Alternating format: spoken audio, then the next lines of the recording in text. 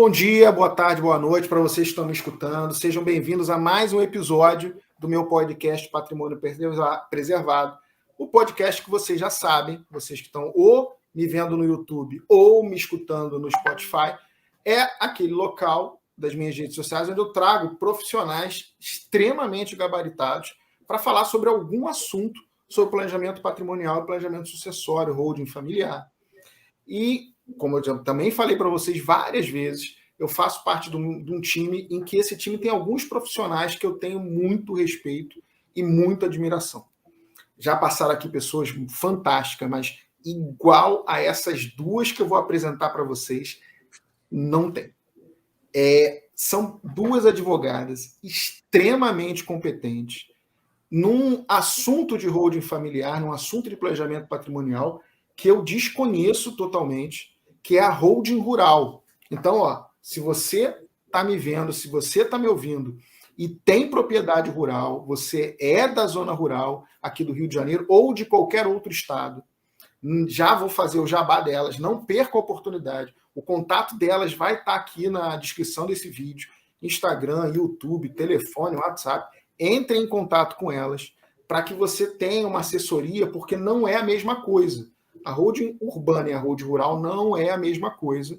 E você tem que estar sempre assessorado por um profissional gabaritado e competente, como essas duas que eu estou trazendo hoje, que é a doutora Daniela Barbetes e a doutora Renata Paranaguá. Sejam muito, muito, muito bem-vindas aqui ao podcast. Tudo bem? É um prazer enorme estar com vocês aqui para falar desse tema que eu desconheço, que eu sou totalmente leigo, confesso, um fã enorme do trabalho de vocês duas, da competência que vocês têm, da sapiência nessa área que vocês têm.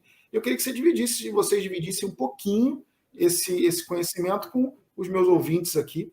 Lembrando um pouco, deixar as meninas se apresentarem, mas lembrando que a gente vai falar aqui de holding rural, que é um assunto diferente do que eu venho tratando aqui com vocês até então.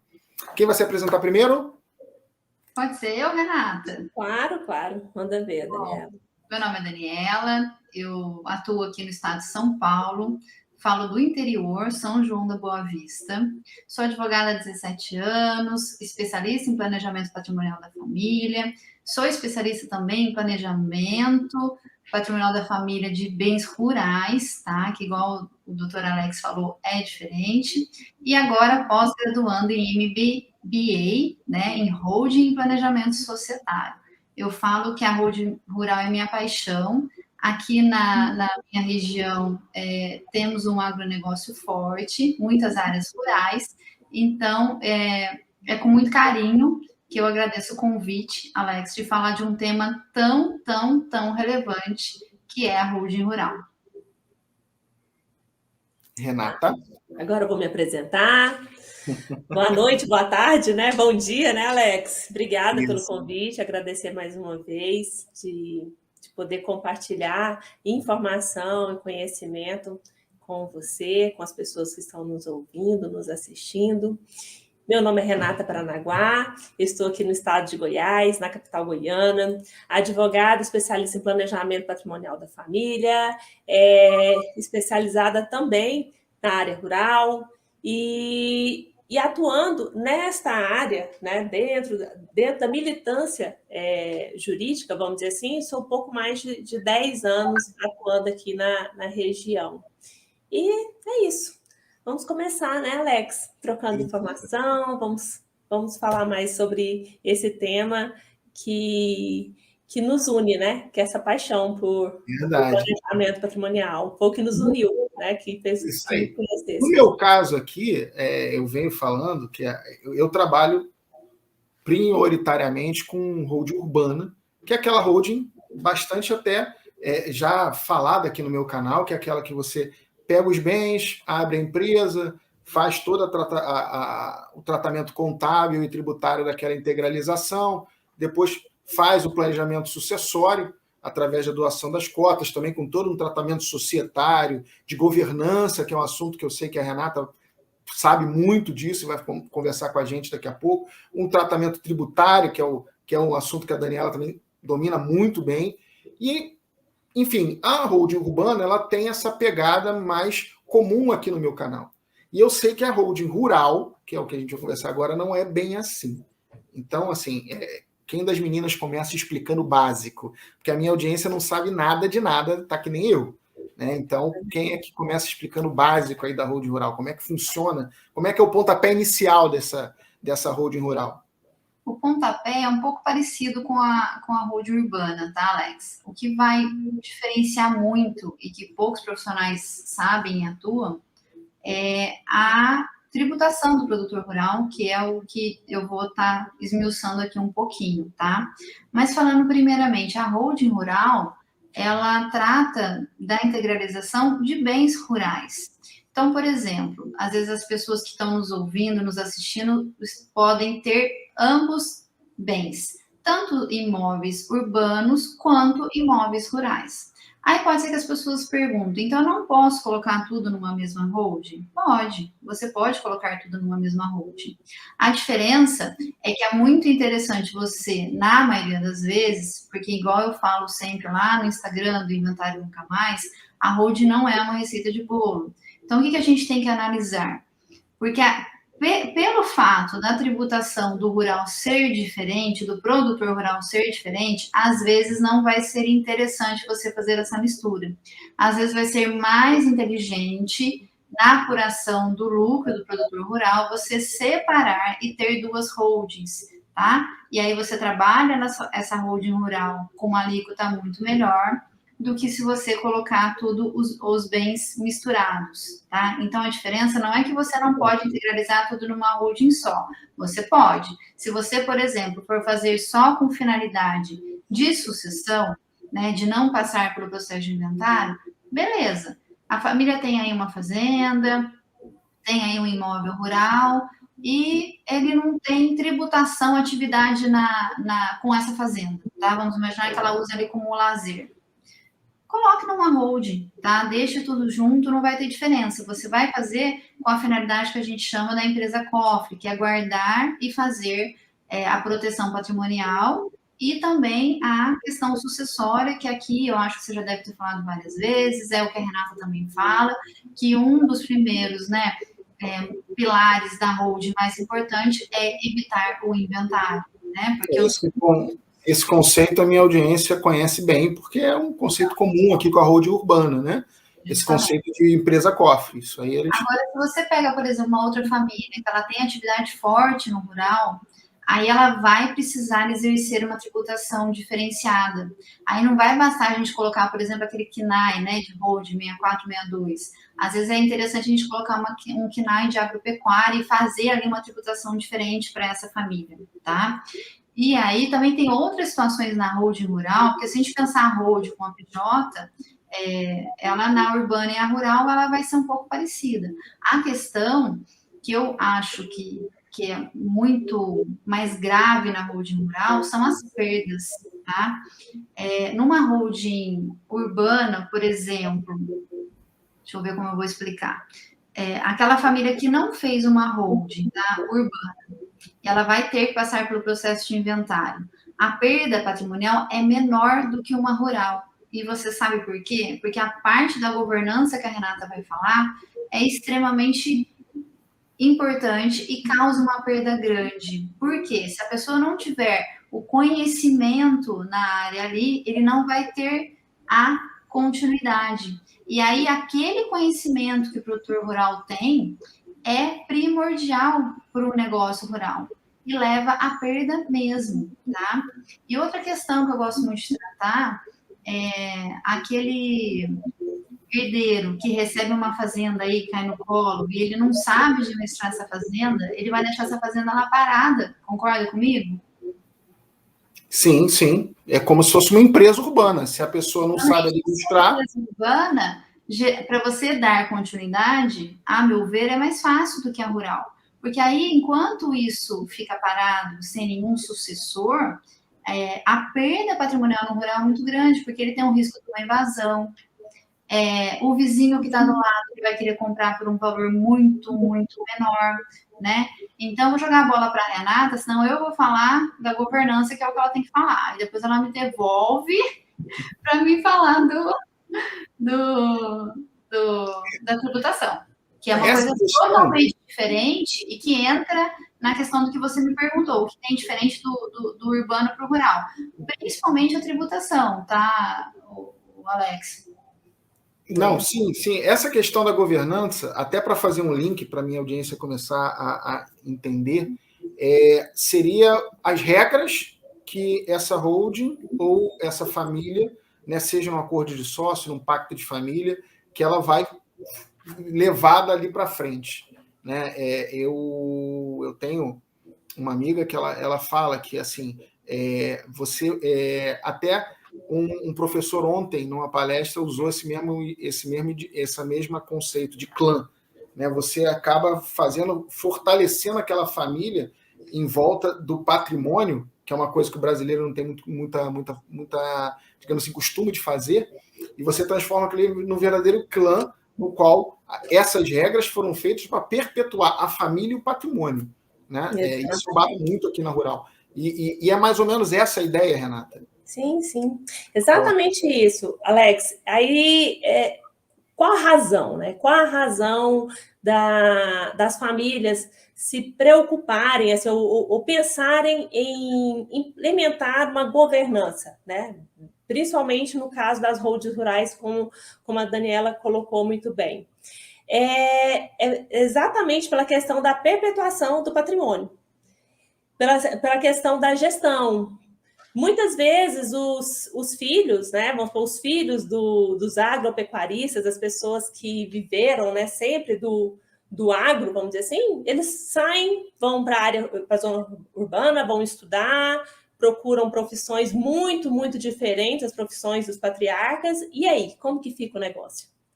Existe um dado do IBGE que ele coloca em percentual como que ficam as empresas familiares. Né? Segundo o IBGE, ele fala o seguinte, que 90% das empresas no Brasil são empresas familiares.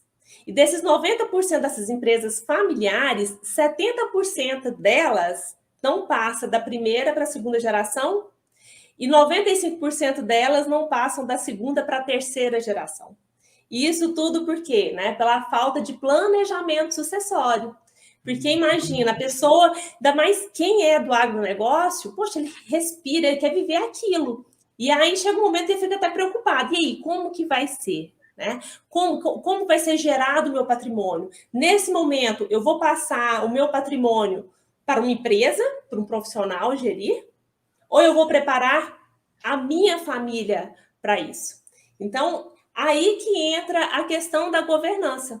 Na questão da governança, que é o planejamento, né, que é uma forma de planejar o patrimônio da família, é muito, muito importante que esse produtor rural, que essa família tenha a maior proximidade possível, a maior empatia possível pelo profissional que vem atender, porque é aquele momento assim, mais íntimo que vai ser necessário ele contar toda a realidade da família. Tanto a realidade tipo assim, de cada filho, qual o filho que dá mais trabalho, qual que dá menos trabalho. Vai ter um momento assim que se ele tiver algum segredo, né, de um cônjuge para o outro, ele vai ter que se abrir com aquele profissional. Porque a gente fala muito de holding, mas nós três somos especialistas em planejamento sucessório. Então, nem sempre todo esse planejamento ele vai ser em cima de uma holding. Às vezes vai ser necessário implantarmos algum dos outros acessórios, planejamento sucessório que temos, que seja doação, por uma parte, que seja por parte de testamento, mas em algum momento vai ser necessário usarmos as outras ferramentas de planejamento sucessório para poder construir o melhor sistema para aquela família. E aí, como que a gente faz para construir isso?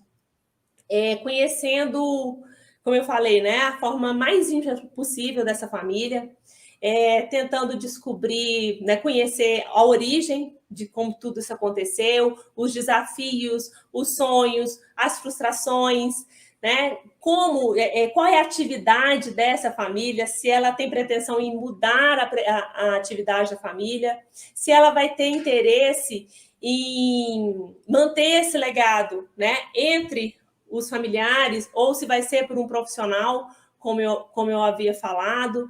Então, são vários detalhes. E esses detalhes, eles são construídos justamente para que não quebre, né? Para que não quebre a questão da perpetuação.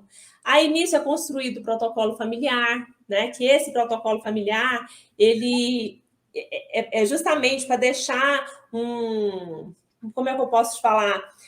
Mais corporativo, né? Porque tudo que é muito familiar, aquela coisa assim, tipo assim, ai, meu pai, não sei o quê, eu posso retirar isso, eu não sei. Não. Então, quanto mais corporativa, quanto mais profissional ficar o negócio da família, mais certo dele prosperar, mais seguro ele vai ficar, mais fácil conseguir investimentos bancários, mais fácil de, mais adiante, se for da necessidade, que é difícil a agropecuarista querer repassar, né? Vender uma fazenda. Geralmente, quando isso acontece, é o herdeiro que não sabe fazer o negócio, socorro, ganhei de herança, deixa eu vender.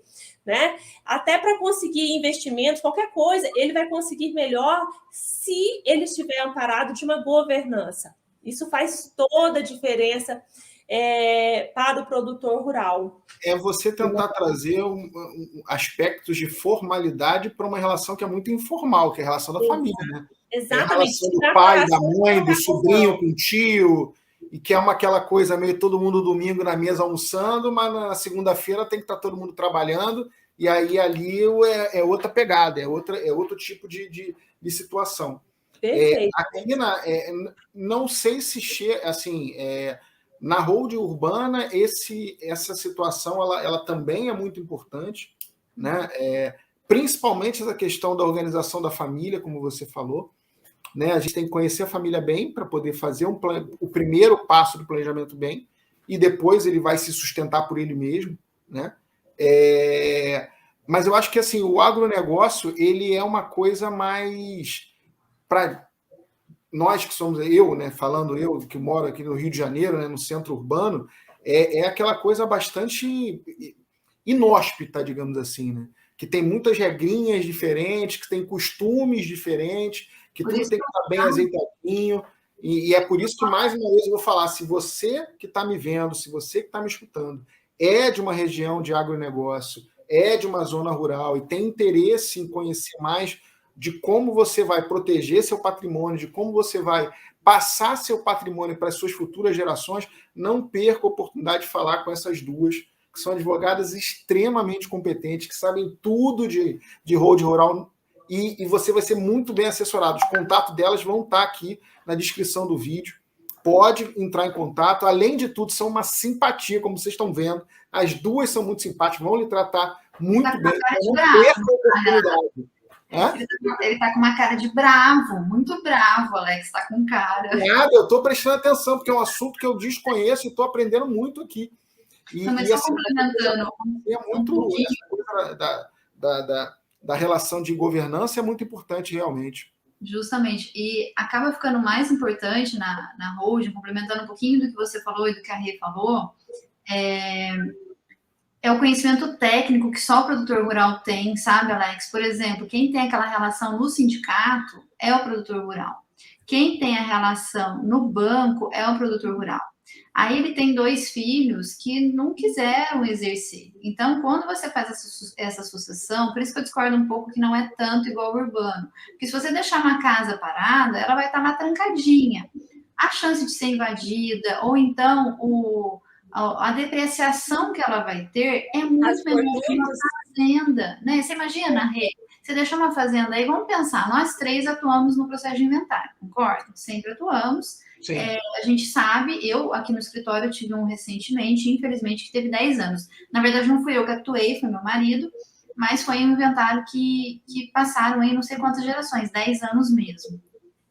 Você imagina uma fazenda, 10 anos, sendo administrada pelo inventariante, enquanto isso não se resolve, não tendo conhecimento técnico, aí você faz o mesmo jogo de raciocínio numa casa urbana. É totalmente diferente, não é? A depreciação é diferente. É diferente. A depreciação é muito diferente. A depreciação urbana, ela é contábil praticamente. Porque, assim, O imóvel, a não ser que aconteça algum terremoto, alguma inundação, o imóvel vai continuar aumentando de valor, porque a zona, se for uma zona urbana de imóveis de alto poder aquisitivo, aquele imóvel nunca vai perder o valor. Então, assim, não há muito prejuízo na prática de você deixar um imóvel fechado. Você vai dar prejuízo para quem comprar, porque vai ter que reformar aquela coisa toda, mas o valor dele não cai. Eu imagino que no rural é muito diferente disso. Por isso que eu falo que o planejamento sucessório dentro do rural, né, um dos diferenciais que a gente começou a falar aqui, e a Rê muito bem aprofundou na governança, é muito maior, muito maior, porque o conhecimento técnico que aquele produtor que está na frente ali há anos tocando um bem rural, seja pequeno, médio ou grande, na maioria das vezes, aqueles herdeiros que não estavam na frente conjuntamente com esse pai, a perda vai ser gigante. Além da perda emocional que nós já temos em todas as questões ligadas a inventário, a esse momento de dor, no rural vai ser pior, porque você vai ter a perda emocional e aí você vai ter uma perda patrimonial muito grande, porque além da fazenda estar parada, da área rural estar parada, a atividade está parada, tem o risco de ser invadido, vai ficar ali não tendo uma manutenção fácil, né? Não é igual uma casa que você chega lá... É caracterizado como terra improdutiva, né, Dani? Exatamente. Então, a perda é muito maior. Por isso que eu falo que o produtor rural, outra questão que a Renata falou muito bem, é a necessidade desse produtor estar cada vez mais... qual que é a palavra que eu vou usar? Não é se atualizando, porque não é isso que eu quero falar, mas ele ficando mais profissional, sabe? Mesmo que ele seja aquele pequeno, a chance dele se tornar um médio, todo mundo quer crescer, concorda? E nós temos aí no meio rural algumas situações, por exemplo, hoje nós temos uma instrução normativa da Receita Federal que acima de 4,5 milhões, agora eu não lembro se é 4,8 ou 4,5, tá, milhões, você já, acho que é 4,5 milhões, você é obrigatório ter o livro, 4,8 milhões, tá?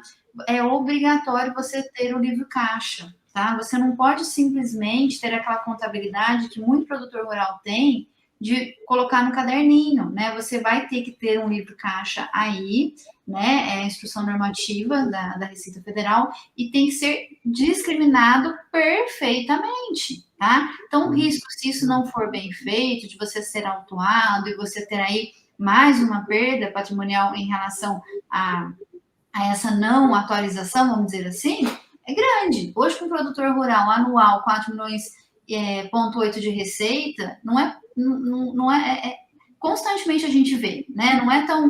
Você não está falando de uma coisa muito, muito difícil de acontecer, concorda? Porque tudo no rural, os valores são diferentes, né? São todos maiores. Então, são situações que eu falo que sempre um especialista que tem que realmente tratar, né? Porque são coisas que a gente não vê no urbano, vamos dizer assim. Não, tenho certeza. A própria tributação da operação é diferente, né? Sim. Ela não é igual. Não, ela não é igual. Por exemplo, o produtor rural, ele pode escolher o regime de apuração do lucro dele, Renata e Alex. Vamos lá. Ele pode ter as terras dele no CPF dele, na pessoa física, e ele também exercer a tributação na pessoa física. Olha como é louco. Se você tem uma atividade empresarial, obrigatoriamente você tem que ter uma PJ, não tem? Sim. No produtor rural, não. Você não precisa exercer a sua atividade rural numa pessoa jurídica. Você tem, o produtor rural ele pode escolher como ele vai fazer essa apuração dele. Então, ele pode fazer na pessoa física dele, tá? E quando ele opta por essa primeira opção, dele ter as terras, o sítio, a fazenda na pessoa física e tributar na pessoa física, ele pode ainda escolher duas vertentes. Se ele vai fazer isso no lucro real ou se ele vai fazer isso no lucro presumido, tá? Isso no CPF do produtor rural, tá? Produtor rural, pessoa física. E aí você pode estar se perguntando, mas Daniela, quando que é melhor ele fazer no lucro real? Quando é melhor ele fazer no lucro presumido? Aí vai depender muito, Alex e Renata. Por exemplo, aquele produtor rural que ele tem uma receita e uma despesa muito grande. Então, vamos imaginar, ele tem aí 5 milhões de receita e 4,5 milhões de despesa. Ele vai ter um lucro de quanto? Vocês estão sabendo? 500 mil, né? 500 milhões. Isso. Aqui, nesses 500 mil reais, para ele, como ele tem uma despesa muito grande, é melhor ele tributar na pessoa física no lucro real. Por quê? Quando você tem uma despesa grande, você vai ter uma alíquota progressiva de até 27,5%. Você deduz muito. E o produtor rural, o que ele faz na grande maioria das vezes? Ele tem uma despesa muito alta. Então, ele tenta sempre manter a receita perto da despesa para dar um tributo pequenininho, porque o tributo vai incidir só sobre o lucro dele, tá? E aí ele escolhe aí, opta pelo lucro real. E aí nós temos de outra vertente que seria o lucro presumido na pessoa física do produtor rural. Aí você vai falar, mas Daniela, quanto que é interessante então ele tributar no lucro presumido? Quando esse produtor rural ele não tiver muita despesa. E despesa lá do lucro real, que eu esqueci de falar, gente, não é simplesmente a Renata foi no cabeleireiro, ela é produtora rural também, e ela vai pegar essa despesa e vai lançar lá. Não. Né? Claro. Porque você fala, eu tô falando não é pessoa física, né, Alex? Eu tô vendo aí a cara, você já tá pensando nisso. Não, é a despesa inerente na atividade. Então, é o adubo, é a semente, é o maquinário, essas despesas que ele vai poder deduzir lá no lucro real, tá? Para ficar bem claro. Não pode, não é porque ele tá na pessoa física que ele vai ter que deduzir ali a despesa pessoal dele, tá bom? Foi no restaurante lá com a família, não é não. É despesa pessoal. Agora... Entendi. Entendeu? No lucro presumido, a gente já faz uma conta um pouco diferente. Aquele agricultor, aquele produtor rural, que ele não tem tanta despesa assim. Por causa da atividade dele, ele não tem despesa alta. Então, para ele, se ele não tivesse essa prerrogativa do produtor rural, que eu falo que é muito boa, né, porque ele pode escolher, ele teria que pagar quanto na pessoa física se ele tivesse, né? Dependendo do imposto de renda, 27,5%, né, que é progressiva, né? Então, a mesma alíquota aplica-se aqui, tá? Só que no lucro presumido, para aquele produtor rural que não tem tanta despesa, qual conta que a gente faz? A gente pega só a receita. Então, eu vou usar aquele exemplo dos 5 milhões. Eu tive uma receita de 5 milhões, mas eu não tive muita despesa. Eu pego o lucro presumido de 20%, e aí vocês podem estar perguntando, por que 20%? Porque a Receita Federal tem lá um índice para as atividades rurais no lucro presumido, que é 20%. Então, 20% de 5 milhões dá 1 milhão? 1 milhão. A alíquota de 27,5% vai dar 275 mil. 275 mil. E se você pegasse os 5 milhões e tributasse na pessoa física? Você consegue enxergar a diferença? Como é muito mais benéfico? Porque lá no final, Alex, no lucro presumido, a gente vai chegar a uma alíquota de 5,5%. E se ele estivesse tributando isso na pessoa física normalmente, como qualquer pessoa, em 1 milhão, a gente obrigatoriamente está no 27,5%. Olha a diferença que dá, concorda? Sim. O mais interessante que eu acho ainda é que o produtor rural, por exemplo, ele pode fazer essa escolha a hora de recolher o tributo. Então, ele tem as cartas todas expostas na mesa. Então, ele fala, puxa, aqui esse ano eu tive muita despesa, então eu vou optar pelo lucro real. Esse ano não, a minha despesa, eu tive muita receita, mas eu não tive tanta despesa. Então, para mim, esse ano vai ser interessante optar pelo lucro presumido, tá? Porque ele pode fazer isso, ele não é igual a gente, pessoa física, a gente, advogado, a gente tem que recolher o carnê-leão. Sim. Mês. Então, o produtor rural, ele tem aí, dentro do ano, no final, quando ele for recolher um imposto, ele pode fazer essa escolha, tá? Então, o produtor rural moderno, ele tem que ter um contador. Ele não pode ter essa... Essencial. É essencial. A gente vê, assim, muitos produtores... Porque o que acontece? Quando é uma propriedade muito pequenininha, o que eles fazem, Alex? Eles tributam no CPF deles e no CPF do núcleo familiar. Então, eles usam ali um condômino, que a gente chama rural familiar, e eles distribuem essas receitas e despesas no CPF do produtor rural, tá? Do núcleo familiar do produtor rural. Só que aí também tem que ter uma estratégia, tem que ter uma orientação, tá? De uma pessoa com conhecimento técnico para fazer isso. Porque eles, geralmente, eles eram, tá? Muita receita, muita despesa, fica ali muito próximo e dá um tributo pequenininho. Geralmente 90, sim, 90 não, mas eu vou falar que de 85% do produtor rural que opta pessoa física, ele fica no lucro real por causa disso, tá? A gente vê assim que menos vai para o lucro presumido. E aí eu vou entrar na segunda hipótese, porque nós temos 3 hipóteses de tributação, tá? No produtor rural. Tá ficando claro ou tá falando muito rápido? Não, eu tenho um assim, eu tô assustado. Eu tenho um preconceito, que é um preconceito ridículo meu, confesso, que para mim, quando eu falo produtor rural, eu lembro do Mazzaropi. Rural, precisa conhecer o Goiás, viu, senhora? Eu, se fosse produtor rural com esse meu pensamento idiota, eu já estava desesperado querendo ligar para vocês agora, hoje, nesse momento. E o agro, ele está tão assim em crescente que ele carrega o PIB brasileiro nas costas, né? Quase 30%, é quase 30% da atividade. Não, é por isso que eu falei que é um preconceito ridículo da minha parte que não convivo com. Porque aqui no Rio não tem esse tipo de agronegócio. Pelo menos eu desconheço. Esse tipo de agronegócio. Eu estou assustadíssimo com isso. A previsão de 1 trilhão, eu acho que a previsão de movimentação para o ano que vem do agronegócio é de 1 trilhão de reais, ou seja, é uma máquina fenomenal. Trilionária. O agrepop, né? Não tem jargão, o agrepop. Estou impressionado. E a gente ainda tem mais 2 questões para falar aí. Ou seja, o produtor que está vendo, escutando a gente, vendo a gente, não se desespere, porque elas têm solução.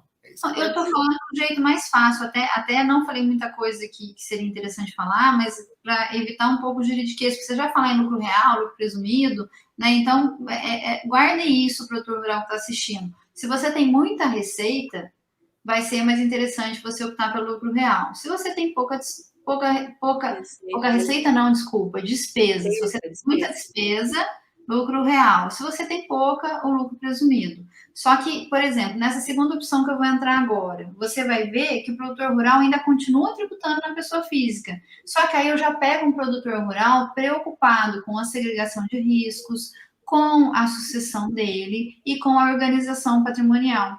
Porque eu falo que a holding, outra diferença, não é tão diferença, porque no urbano a gente pega também, mas eu acho que a gente pega menos. A questão da organização, do pré-holding. Porque chega muito produtor rural com matrículas em nome de familiares. Então, ele tem terras, o nome do cunhado, no nome da irmã, no nome, sabe? Vai distribuindo entre a família. E ele não está com isso regularizado. Então, é todo um trabalho que a gente tem que fazer pré-holding, né? Pré-holding rural. Herança, escritura. Isso, quando vem com termo de posse, por exemplo, né? Recebeu, regularizou, né? E aí a gente tem outros meios de regularizar isso para trazer para a holding rural. E aí eu adentro na segunda. Ações possessórias tradicionais. Sim.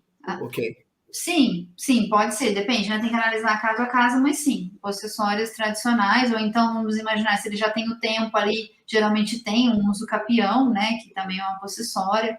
Então, a gente tenta regularizar, ou então integraliza só direitos, que a gente pode fazer também. Depende muito da situação do produtor rural, para a gente ver aí o que é interessante ou não colocar ou não na holding. Entendi. Porque o que acontece, Alex? 90% dos casos do produtor rural vai ser mais interessante ele tributar na pessoa física dele. Tá? Só aquelas agroindústrias que já tem aí um outro patamar que vai ser interessante ele tributar na PJ. Você vai entender agora no segundo ponto que eu vou falar. Esse segundo tipo de tributação, que ele continua fazendo isso na pessoa física dele, mas ele tem aí a fazenda, o sítio está na holding, entendeu? Ele pega as propriedades, coloca dentro da holding e ele faz a tributação na pessoa física. Você acabou de ver como é favorável você fazer na pessoa física. Se a gente pegar nós aqui, R$1 milhão, 27,5%. O produtor rural ali, ele pode lançar despesa, né? Ou então, se ele não tem, ele opta pelo o lucro presumido, né? E aí, a alíquota do lucro presumido, que é a receita vezes os 20% que eu vou ter ali, que eu vou chegar num resultado efetivo de 5,5, é muito menor que 27,5. E aí, quando eu trago o bem imóvel para dentro da holding familiar e eu tenho aí já um produtor rural preocupado com segregação de riscos, com sucessão, com tudo isso que eu falei, ele pode perguntar, mas e a minha tributação? Porque semana passada mesmo, eu atendi um cliente de um croquis e ele falou, Daniela, eu não vou mais fazer a holding. Eu falei, mas por quê, fulano? Ele falou, porque eu conversei com vários produtores rurais aqui de uma cidade vizinha minha e todos têm holding, então, na tributação. Eu falei, fulano, mas é porque a pessoa que fez a holding dele provavelmente não era um especialista, porque não era para ele estar tributando na holding. Ele devia estar tributando como ele estava, na pessoa física. Então, quando chega o produtor rural para mim e para a Renata, que nós temos parceria, a primeira pergunta que a Renata faz é, como está a sua tributação? Tá legal na pessoa física, né, Rê? Uhum. Se ele responde que sim, a gente não vai mexer na tributação dele dentro da holding, a gente vai fazer só a sucessão dele. Por isso que eu falei lá no começo que era esse ponto diferente, entendeu? Entendi. A gente tem N situações que podem acontecer, que vou tentar falar bem rapidinho. Esse produtor rural, essas terras, né, ele não estão arrendadas, ou ele não tem um contrato. E aí, como que ele vai exercer a atividade dele? A holding cede a nua propriedade para o produtor rural, através de um contrato aí de comodato, e esse produtor rural ele vai exercer a atividade rural, tá? Ele vai continuar tributando na pessoa física. Aí pode acontecer igual aconteceu com o meu cliente, ele estava com as terras arrendadas. O arrendo é uma das exceções, que é um dos contratos que é mais interessante a gente ter dentro de uma pessoa jurídica. Porque no arrendamento, como que ele é tratado dentro do arrendamento rural, né? O arrendamento, falando rapidinho, é aquele contrato que uma parte cede a outra, o uso e gozo de uma área por determinado tempo ou não, né? Então, vamos imaginar que essa pessoa aqui, desse arrendo, vocês perceberam alguma coisa com a locação? Parece uma locação, né? Parece uma locação. Então, aqui o produtor rural, ele perde a prerrogativa de escolher a apuração do lucro dele. No arrendo, ele tem que aplicar a alíquota progressiva até 27,5%. Aí, o que a gente vai fazer? A gente vai jogar esse contrato dentro da PJ, porque eu consigo derrubar essa alíquota de 11% a 14%. É muita informação, né? Chato. Não, mas é interessante para as pessoas começarem. Esse sistema ele é mais ou menos similar ao que a minha audiência está acostumada a entender quando ele tem aluguéis no urbano. Muito que é bem. A dinâmica da célula operacional e da célula. É a mesma. Os meus a minha audiência. No contrato do arrendo. Isso mesmo. Por isso que eu falo que a natureza é parecida. Só que aí, se a gente mudar o contrato, Alex, se ele for o contrato que a gente faz assim, por exemplo, eu e a Renata, somos da mesma família, integralizamos. Eu vou fazer um empréstimo gratuito aqui, beleza. Na holding eu posso fazer isso, tá? Uhum. Mas vamos imaginar que eu não tenho um contrato de arrendo, eu tenho um contrato de parceria. A Renata é fazendeira e eu sou trabalhadora braçal da atividade rural. A Renata, da mesma forma do contrato de arrendo, ela vai ceder, tá? Para mim. Uhum. Para mim, não. Na verdade, nós temos uma parceria, tá? E ela vai ceder a terra nua e eu vou entrar com o trabalho da atividade rural. Qual que é a diferença com o arrendo? Que é muito importante a gente falar aqui. Lá no arrendamento, nós não temos divisão de riscos, de prejuízos. Na parceria, obrigatoriamente eu tenho que ter. E por que isso é importante? Porque no contrato de parceria acontece o contrário. A alíquota é muito mais vantajosa na pessoa física, de 5,5%, do que na PJ de 6,7%. E aí, o que as pessoas fazem que chega para mim e chega para a Renata? Elas burlam um contrato de arrendo como se fosse de parceria. E está tendo muita fiscalização da Receita Federal nisso, gente. Por isso que eu falei lá no começo, que é importante, justamente, a despesa C da atividade, aqui no contrato de parceria, realmente ocorrer a divisão de tudo, né? Tanto o que é bom do que é ruim, divisão de realmente prejuízos, riscos, frutos, de tudo. E no contrato de arrenda não chega, eu chego, ó, tá aqui, ó, arrendei, né? Então, assim, até para já começar a condensar, que a gente está chegando aí finalzinho aqui do nosso tempo, mas ainda tem bastante tempo, e a conversa está tão boa que o tempo passou, e eu nem senti para até sinalizar que nós estamos no meio, no final.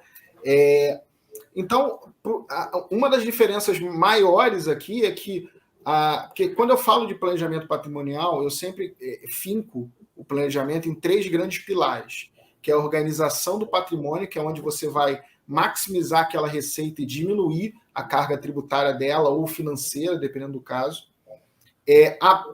A proteção desse patrimônio, que é aquela coisa de você dividir os riscos do empreendimento, muito aqui depois da lei da liberdade econômica, e o planejamento sucessório, que é onde você transfere seu patrimônio para as gerações futuras da sua família. O planejamento ele está galgado nesses 3 pilares, e a holding é basicamente um instrumento para você concretizar esses 3 pilares. Eu estou vendo que na parte rural, além do planejamento sucessório, é claro que vocês já explicaram, a parte da organização do patrimônio, na diminuição da carga tributária, da organização da pessoa física do produtor rural com o da holding, é importantíssima. Eu arrisco a dizer que é essencial. É a mais importante, porque depois dessa fase, ela vai ser mais parecida com a questão urbana, né? O pré-holding do produtor rural, que atividade que ele exerce, para você ter uma noção, Alex, igual eu falei, que é mais vantajoso, em regra, tributar na pessoa física. Mas, por exemplo, soja, eu posso ter uma suspensão do PIS e da COFINS, e a minha tributação ser mais interessante dentro de uma PJ. Nossa, eu sumi, gente. Vocês estão me vendo? Não, para mim eu sumi. Peraí que eu sumi, gente. Aguenta aí, voltei. O meu computador apagou e voltou. Coisas de computador do Daniel. Só ele entende. Mas voltando, então, o produtor rural é muito de cada atividade. Uma outra coisa que eu gosto muito de citar é a tributação do gado. Quando chega, por exemplo, eu e a Renata, nós pegamos aí um caso. Vamos integralizar os gados ou não vamos integralizar os gados? Depende, né? Esse gado, ele vai ser para exportação? Da exportação, ele vai direto para o frigorífico? Vai ficar mais legal na PJ. Em regra, o gado fica mais legal na PF, tá? Tirando o gado reprodutor, o uso do sêmen, que a gente pode pôr imobilizado, aí é mais interessante na PJ. Mas, em regra, gado, maquinário, o produtor rural tem muito benefício no maquinário, muito, muito, muito na pessoa física dele. Então, é outra coisa que eu discuto, o maquinário tem perdas, né, conforme vai sendo utilizado, ainda mais no aspecto, né, rural, que tem um desgaste do tempo, né? Então, em regra, a questão do rural tem que ser muito, muito analisada com muito cuidado, Alex, porque às vezes uma atividade muda tudo. Então, essa parte aí, eu posso fazer um paralelo àquele pilar que eu chamo de proteção do patrimônio, porque aqui no urbano, você tem a tendência o quê? A dividir, a proteger o patrimônio das atividades empresárias que aquele patriarca ou matriarca ou a família como um todo exerce. Quando ele tem uma atividade, seja uma indústria, um comércio, uma prestação de serviço, você destaca aquele patrimônio para uma holding para você separar o risco, para você, num revés econômico, financeiro, um plano de governo mal desempenhado, você não tem uma perda patrimonial de anos que você já construiu. Pelo que eu estou vendo, então, o produtor rural, a segregação de risco é inclusive na pessoa dele. Faz sentido abrir uma holding e colocar os imóveis do produtor rural numa pessoa jurídica e deixar a carga tributária, por exemplo, e a operação na pessoa física do produtor rural. Exatamente. A maioria das holdings, porque eu falo assim, que ou o produtor rural tem aquela mentalidade ainda muito iniciante, que está tudo na PF, e aí isso vem migrando muito para essa nova tendência de mudança de paradigma, que é trazer mesmo os imóveis, porque o produtor rural tem todos esses riscos que você falou, Alex, e mais a perda da plantação por um fortúnio aí, né, um caso fortuito, quer dizer, é grande, não é, gente? Quantas vezes, né, gente, eu sempre trabalhei com rural, que eu sempre gostei. Eu tive casos aqui de clientes meus, de pegar aquela crise de 2008 com soja, com grãos, perdas tremendas. Enorme. Então, se está tudo esse risco segregado numa pessoa jurídica, está mais protegido, concorda comigo? Sem dúvida. Eu acho que essa é a grande mensagem aqui. Se você é produtor rural, se você é do agronegócio e está nos escutando, essa talvez seja a mensagem que eu espero que você tire daqui. Que você aí, nessa hora, só um parênteses, tem em relação à governança, em cima do exemplo que a Dani falou. Aí é a hora que a gente começa a colocar outras ferramentas, né, para poder casar com a holding, porque é a hora de colocar o quê? Os seguros, né? É a hora da gente passar para o cliente, né, a importância para a família, a importância também até para poder assegurar um risco, por exemplo, de uma perda de uma safra por um seguro. Então, é nessa hora que é interessante a governança exatamente por causa disso, porque aí a gente orienta o cliente, assim, o que é melhor, assim, quais são as melhores ferramentas que aquela família ela pode vir a aplicar para haver a perpetuação do patrimônio, né? Que é o que... A gente já está aqui nos finalzinho aqui do nosso bate-papo aqui, que assim, fantástico. Foi tão bom que é o podcast com maior minutagem, mais longo, disparado, e eu nem senti. De tão agradável que foi essa conversa, vocês são, além de inteligentes, competentes, trazem o assunto com uma leveza impressionante. Eu, que sou super leigo, aprendi coisa pra caramba, tenho certeza que minha audiência também aprendeu. E eu queria que vocês fizessem suas considerações finais aí, pessoal, Dani, Renata, para a gente ir encerrando aqui esse podcast. Primeiro, eu queria agradecer, porque é uma oportunidade de estar aqui. É o primeiro podcast que eu participo. Vou te confessar que eu nunca participei de nenhum, então, para mim está sendo uma experiência incrível.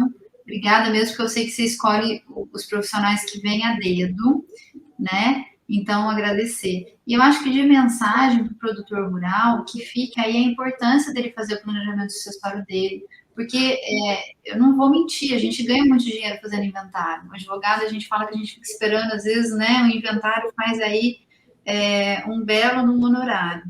Mas eu não fico feliz com isso, porque, em contrapartida, mais um ponto que eu não falei, mas deixa para lá, é que, assim, a avaliação, por exemplo, aqui no estado de São Paulo, quando se vai recolher o ITCMD na área rural, aqui a gente aplica o valor do IEA, que é o Instituto de Economia Agrícola. Por exemplo, tem cliente meu aqui com bens no imposto de renda dele a R$180 mil, que a fazenda no Mato Grosso vale 180 milhões de reais.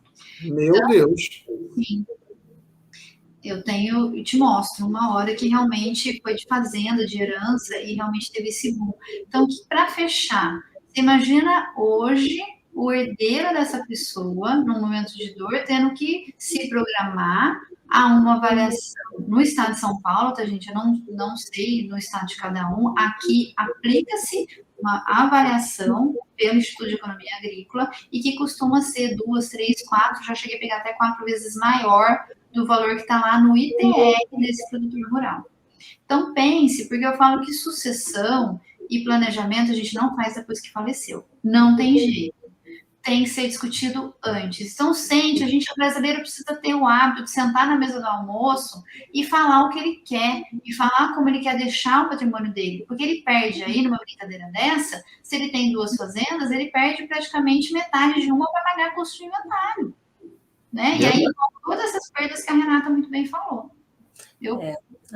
As vantagens, a vantagem, principalmente a tributária, né, vamos dizer assim, que tipo assim, que os produtores rurais, né, eles ganham, é muito maior ainda do que dos imóveis urbanos. Assim, existe uma diferença, existe essa valorização, é muito grande assim, a diferença do imóvel rural, assim, do quanto ele é valorizado, diferente do urbano. A valorização é muito, muito, muito maior. Até porque, como a Dani falou, geralmente são patrimônio de terras antigas, de pessoas assim, que já passou, geralmente, vamos supor, um produtor hoje de 50 anos, 60, geralmente o que ele tem hoje já é produto de herança do pai. Então, imagina qual foi o valor que o pai recebeu lá atrás. Então, olha a diferença, olha quantos anos passaram. E é nisso que se ganha muito, muito, muito, muito, né, na economia, né? Nessa questão da parte tributária também. Porque Agora, para mim, não custa muito, não tem muito a falar, né? Até para despedir de todos, como o Alex pediu, que a Dani colocou muito bem. Que às vezes ficou uma questão sem amarrar. Na holding urbana, a gente aplica aquele valor que está lá no imposto de renda da pessoa, né? Aqui é a mesma coisa, tá? A gente aplica o valor que está lá, a diferença vai ser que vai ser no ITR, tá? Sim. Que é muito mais benéfico. Então, por isso que tem essa economia gigante. Isso eu já ouvi falar, que a economia tributária de uma holding rural ela é maior, significativamente maior do que a de uma holding urbana. Gente, o ITCMD dele deu 16 milhões no croquis se o inventário dele fosse hoje. Meu Deus do céu. Era Mato Grosso, era terras em Mato Grosso, Goiás e aqui em São Paulo. Então, só para você ter uma noção na economia. Muito bom. Meninas, foi muito legal falar com vocês. Muito obrigado. Tenho certeza que vão haver outras oportunidades para a gente conversar mais. E valeu mesmo. Eu adorei o bate-papo. Foi muito agradável. Obrigada, Alex. Obrigada pelo convite. E a gente se vê numa próxima, tá bom? Tá ok. Tchau, obrigada, tchau. Viu? Tchau, tchau.